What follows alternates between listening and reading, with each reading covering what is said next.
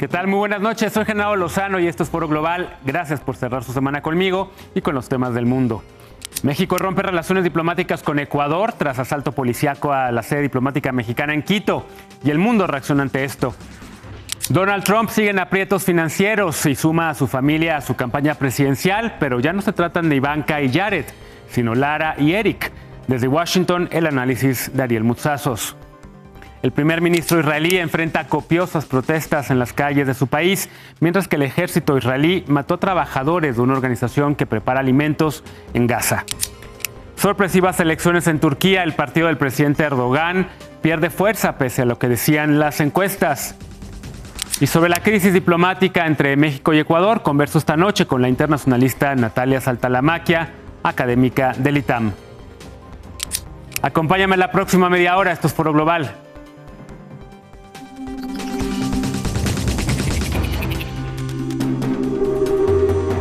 Comenzamos ya con los temas de la noche. México acaba de romper relaciones diplomáticas con Ecuador y anunció que demandará a este país ante la Corte Internacional de Justicia, esto por la irrupción con violencia de las fuerzas de seguridad ecuatorianas a la Embajada de México en Quito.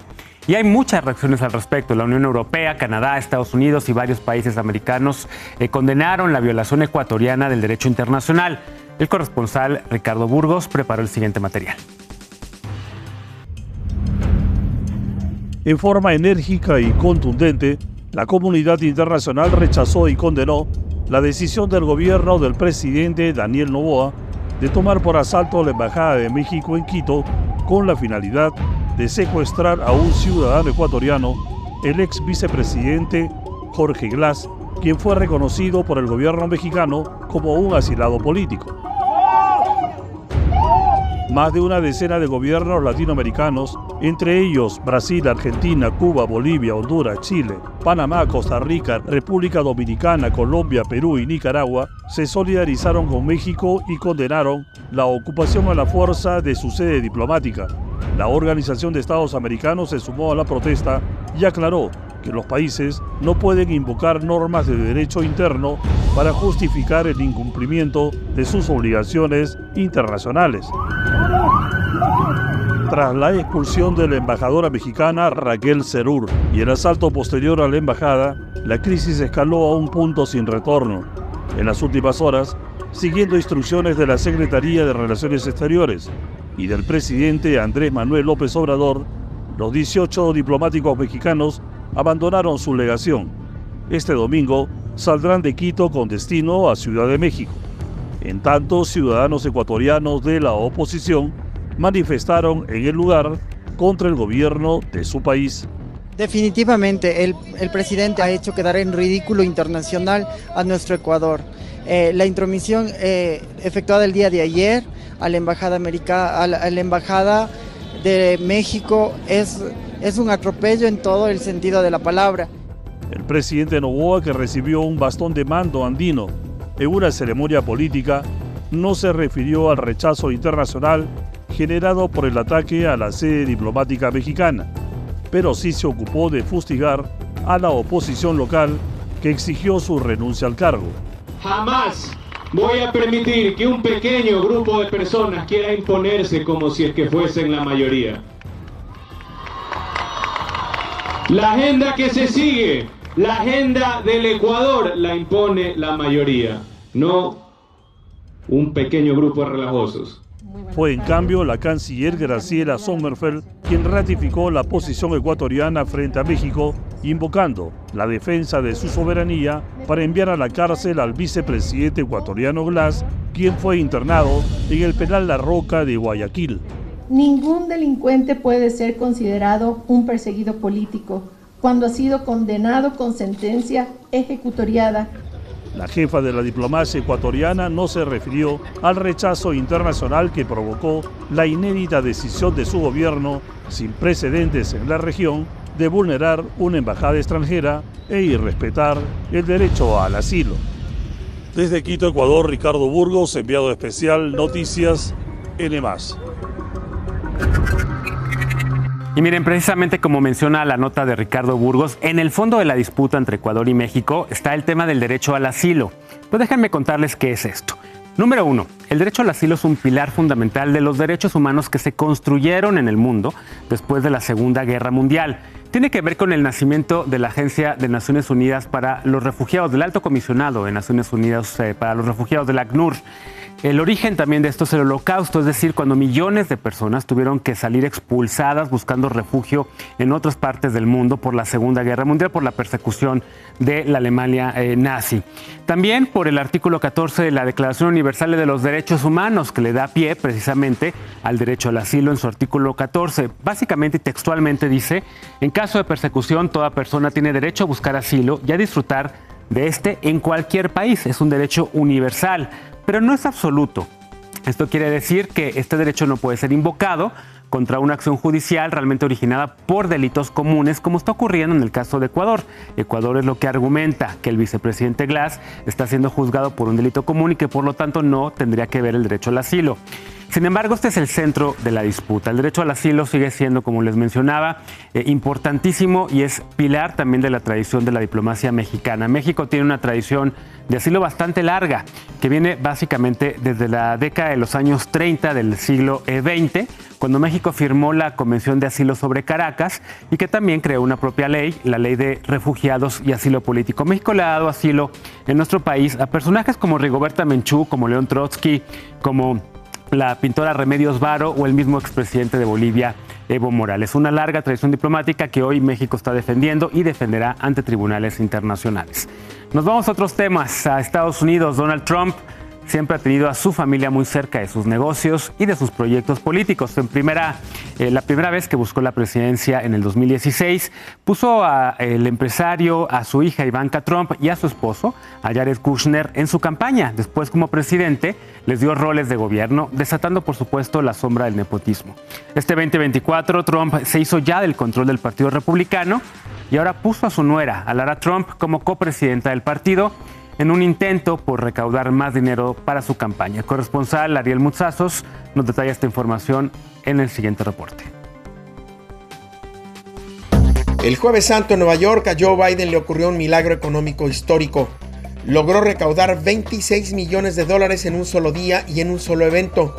Un show que tuvo lugar esa noche en el Radio City Music Hall, en el que estuvo acompañado de dos rockstars del Partido Demócrata, los expresidentes Barack Obama y Bill Clinton. El contraste con la circunstancia de Trump no puede ser más evidente. No se conocen aún con claridad las cifras de recaudación del expresidente ni en febrero ni en marzo. Sin embargo, hasta hace un par de semanas, sus reservas de campaña llegaban a solo $33,5 millones. Trump, inundado por los líos legales, ha perdido 3 casos civiles y lleva gastados algo más de $100 millones solo en el pago de abogados. No ha siquiera comenzado el primer juicio penal de los 4 que enfrenta y en los que le imputan casi 90 cargos, y ha tenido ya que desembolsar más de $250 millones en fianzas derivadas de las penalizaciones civiles, 175 millones apenas la semana que terminó. La falta de liquidez y su preocupación al respecto son tales que hace unas semanas Trump logró una vez más algo inédito y que hubiera sido impensable hasta hace menos de una década. Tomó el control del Comité Nacional del Partido Republicano, poniendo a su nuera, Lara Trump, a la cabeza del mismo como copresidenta y a Michael Whatley, incondicional suyo, como el presidente formal, presionando la renuncia de la ahora expresidenta Ronna McDaniel. And this body, the RNC, is going to be the vanguard of a movement that will work tirelessly every single day to elect our nominee, Donald J. Trump, as the 47th President of the United States. El mismo día de su toma de posesión, Lara Trump proclamó como legítimos y válidos el uso y recaudación de fondos republicanos y de la campaña de Trump para pagar los gastos legales del virtual nominado de ese partido a la presidencia. Para asegurar la operación del esquema, el comité realizó despidos masivos y colocó en posiciones de distintos niveles a personas cercanas a su suegro, el expresidente. And if this is where my best use is and this is where we're going to have to fight the most, this is where I want to be. A pesar de los gastos, hay evidencia suficiente de que Trump no ha pagado de su dinero al menos la mayoría de sus costos legales. Una investigación del New York Times detalla cómo Trump ha pagado más de $100 millones en gastos legales, desviando fondos a través de Comité de Acción Política afines, que los recibieron originalmente como donaciones a su campaña, incluso desde antes de dejar la presidencia. Entre noviembre de 2020 y 2021, desvió $15.6 millones de su comité de reelección. El resto de 2021 canalizó $10.9 millones. En 2022, 27.2 millones. En 2023, 59.3 millones. Y en 2024 lleva 9.7 millones en gastos legales. Es decir, que al menos más de $122 millones originalmente donados a su campaña han sido desviados a sus gastos legales, y todo cuando su nuera y aliados no estaban aún en control del Comité Nacional del partido. Los problemas económicos de Trump no se reflejan aún en las preferencias electorales, en las que, de acuerdo con las encuestas, sigue en lo que podría considerarse un empate técnico con el actual presidente. Sin embargo, la bonanza de Biden podría estar comenzando a permear. Hace una semana, por primera vez, Biden ganó terreno en 6 estados considerados bisagra para las elecciones de noviembre, y en 2 de ellos su avance fue significativo como para revertir la tendencia. En Washington DC, Ariel Moutsatsos, Noticias N+. En otros temas, el primer ministro de Israel, Benjamín Netanyahu, finalmente permitirá la entrada de ayuda humanitaria a Gaza, esto por presiones del presidente de Estados Unidos, de Joe Biden. Y es que la guerra en Gaza ya va en su 6º mes y el ejército israelí continúa violando el derecho internacional humanitario. Esta semana, Israel asesinó a 7 trabajadores de una organización que entrega comida en crisis humanitarias, y las calles de las principales ciudades israelíes tuvieron protestas contra Netanyahu.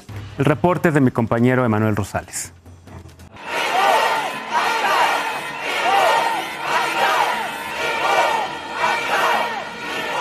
En la mayor protesta antigubernamental desde el inicio del conflicto contra Hamas, miles de personas salieron a las principales ciudades de Israel para exigir la renuncia del primer ministro Benjamín Netanyahu, la realización de elecciones anticipadas y un alto al fuego que permita la liberación de los rehenes.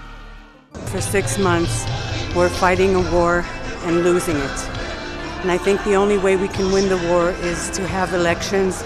La manifestación, que reunió a unas 100.000 personas en Jerusalén, marcó el inicio de la llamada Semana Nacional de Protestas.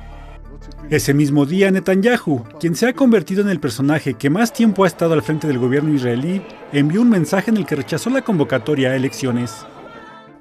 הקריאות לבחירות עכשיו, בעיצומה של המלחמה, רגע לפני הניצחון, ישתקו את ישראל במשך לפחות חצי שנה, להערכתי 8 חודשים. Las protestas contra Netanyahu tienen su origen en enero de 2023, un mes después de que formara un nuevo gobierno integrado por 6 partidos y que es considerado el más derechista en la historia del país. Pero fueron abandonadas temporalmente en medio del shock y la unidad ante los ataques del 7 de octubre. Pero la guerra, que se ha extendido ya por 6 meses, y la gestión de Netanyahu han dado un nuevo impulso a las manifestaciones, a las que ahora se sumaron familiares de los rehenes que siguen secuestrados por Hamas y que piden un alto al fuego que permita la liberación de sus seres queridos. We want every hostage to be back home alive now. If it means that we have to do ceasefire, we do it.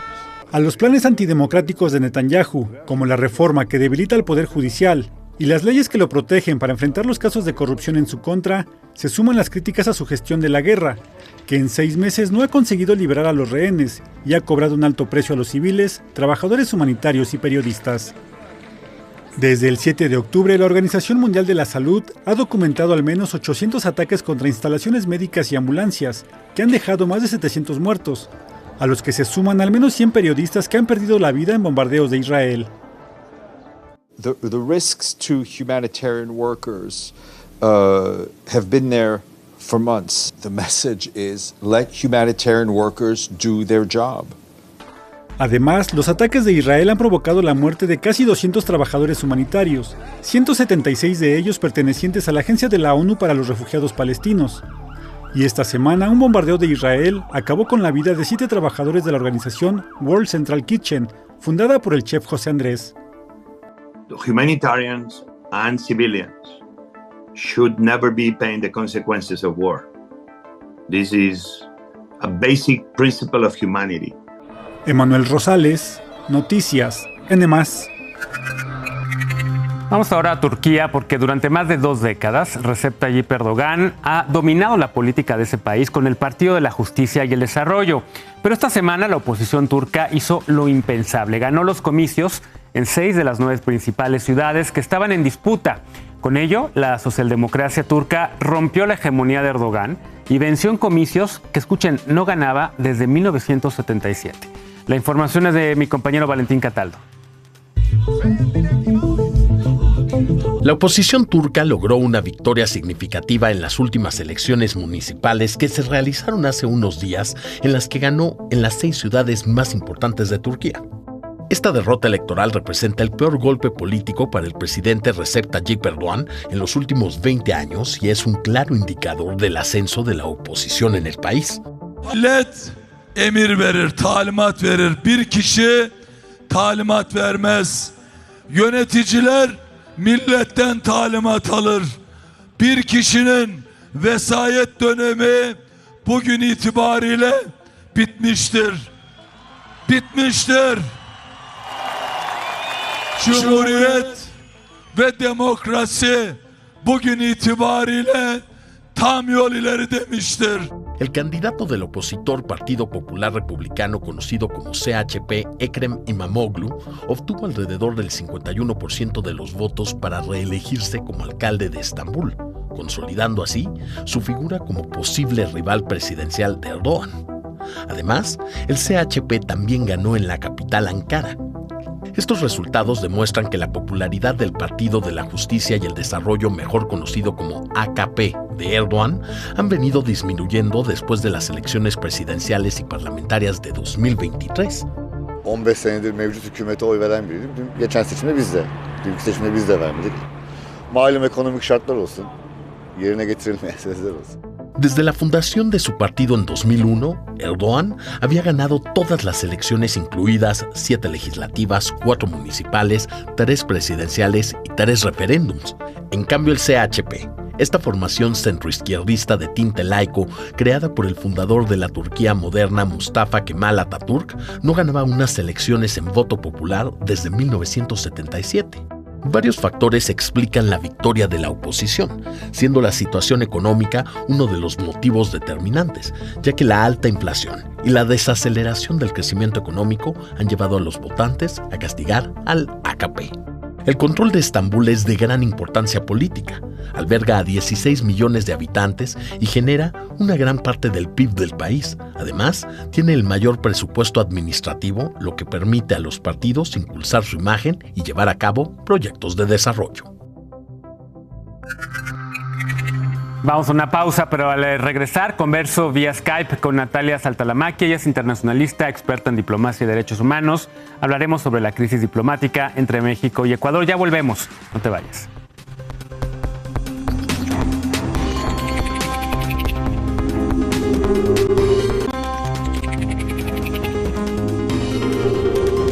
Muchas gracias por continuar con nosotros en la mesa de Foro Global. Esta noche le doy la bienvenida a Natalia Saltalamacchia. Ella es internacionalista, experta en diplomacia y en derechos humanos. Es académica e investigadora en el ITAM. Querida Natalia, ¿cómo estás? Además, yo creo que la persona que en México más sabe de estos temas, también tienes experiencia diplomática. Fuiste la directora de la Academia Mexicana de Diplomacia, el Instituto Matías Romero.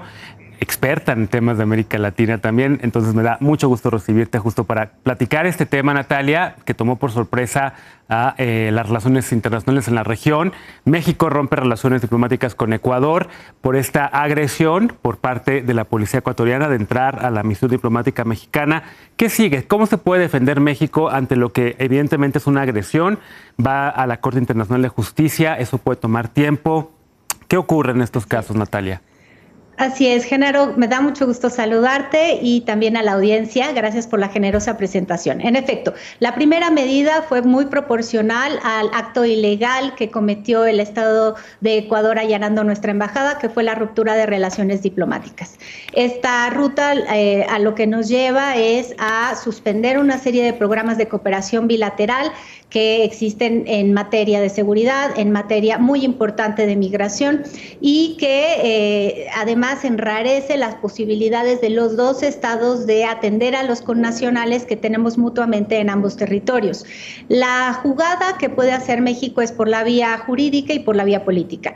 La vía jurídica la mencionaste, el lunes anunció la canciller, se inicia la denuncia frente a la Corte Internacional de Justicia por violación a la Convención de Viena de Relaciones relaciones diplomáticas, y también estimo que van a presentar el argumento de que se violó la Convención de Asilo Diplomático de 1954. Esta es una cuestión muy importante no solo para México, sino para todo el mundo. Es necesario que el Tribunal Internacional haga un fallo en el cual encuentre, responsabilidad de Ecuador, porque esto afecta a las embajadas de todos los países en todo el mundo. Si permitimos sentar precedentes de este tipo, pues entonces se baja el estándar por el cual los demás estados están dispuestos a respetar la inviolabilidad de las sedes diplomáticas, y esto francamente hace muy difícil el transcurso de las relaciones amistosas entre estados en el mundo.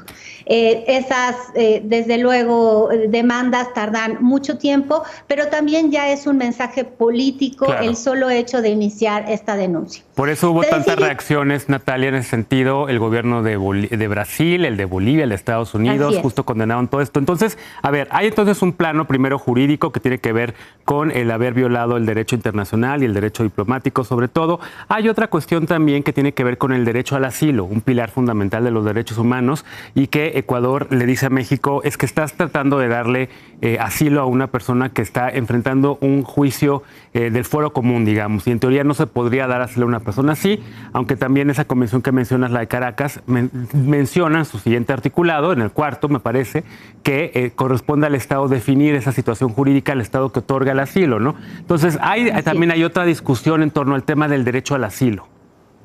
Sí, en efecto, los dos estados tienen evidentemente concepciones distintas de la aplicabilidad de esta convención. Uno puede argumentar muy rápidamente que incluso si el Estado ecuatoriano estimaba que México no estaba interpretando correctamente la convención al darle asilo político al ex vicepresidente Glass, lo que está muy claro en la convención es que tampoco podía irrumpir y quitar, remover por la fuerza a una persona que había ya recibido esa mañana protección internacional por parte del Estado mexicano. En todo caso, lo que podría haber hecho el Estado de Ecuador es no conceder inmediatamente el salvoconducto para que tal persona saliera del país, pero tendrían que haber continuado con pláticas entre las autoridades, de tal forma que la violación a esa convención por ese lado está clara. Es posible que Ecuador siga argumentando, como lo ha hecho en sus comunicados, que no era meritorio de asilo político, que es una interpretación equivocada, y ahí desde luego es donde sí hay espacio de litis. Pero no hay espacio de litis, digamos, en lo más flagrante, que es la violación al artículo 22 de la Convención de Viena. ¿Cómo se regresa los países cuando entran en esta situación a la normalidad, Natalia? ¿Qué ocurre? Digamos, ahorita se rompieron relaciones diplomáticas. Ecuador en estos momentos va a realizar este año la cumbre iberoamericana. México podría no asistir. Me imagino que otros países también de la región podrían decir no vamos. En la OEA habrá una sesión especial, en la CELAC también se llamó a una sesión. ¿Cómo se puede, digamos, romper esta dinámica de rompimiento, valga la redundancia, y regresar a decir, oye, no, ya nos ponemos de acuerdo, ya estamos otra vez bien, otra vez relaciones consulares, otra vez la relación económica va bien? ¿Cómo se da marcha atrás, digamos? Claro, entonces este es un proceso por etapas. Creo que al Estado mexicano le corresponde en las primeras horas seguir avanzando una estrategia política de condena o por lo menos de alarma de otros estados frente a la acción de Ecuador. Entonces ya mencionabas los foros multilaterales en donde la diplomacia mexicana tiene que conseguir que existan resoluciones o declaraciones unánimes en donde con el lenguaje más o menos adecuado a lo que México quiera, pero que sí se logre establecer que existe una acción que es absolutamente inaceptable por parte del Estado de Ecuador. Esa es la primera etapa. Todavía no podemos hablar de cómo recomponer las relaciones. Necesitamos establecer que esto no puede seguir ocurriendo. La siguiente etapa, y es muy valioso que lo digas, la diplomacia sobre todo es útil cuando hay problemas. ¿sabes? Cuando su principal labor es recomponer situaciones de este tipo. De tal forma que yo estimo que las posibilidades de conversaciones existirán más adelante. Cuando sea posible establecer que quizá el Estado de Ecuador pues tome una posición, digamos, dialogante y esa tendría que ser la ruta, y con Estados amigos que nos ayuden a encontrar ese diálogo. Doctora Saltalamacchia, querida Natalia, muchas gracias. Te agradezco estos minutos para Foro Global. Vamos a seguir hablando de este tema seguramente en las próximas semanas, así que te estaremos buscando. Gracias. Con mucho gusto, Genaro. Te saludo con un gran abrazo. Otro abrazo a ti. Gracias a ustedes por habernos acompañado esta noche en Foro Global, el programa de Foro especializado en temas internacionales. Yo soy Genaro Lozano. Nos vemos el próximo domingo. Muy buenas noches.